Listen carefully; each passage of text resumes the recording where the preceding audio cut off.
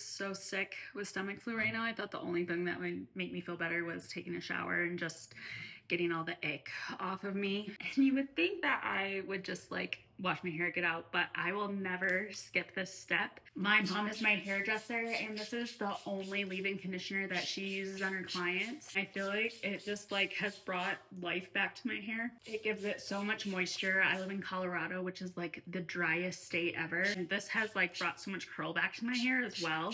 And it makes combing my hair so much easier. I have so much thick hair. So you can never really change my mind on that. This is like my all-time go-to favorite. And if you want to try it too, you can go in the orange shopping cart below.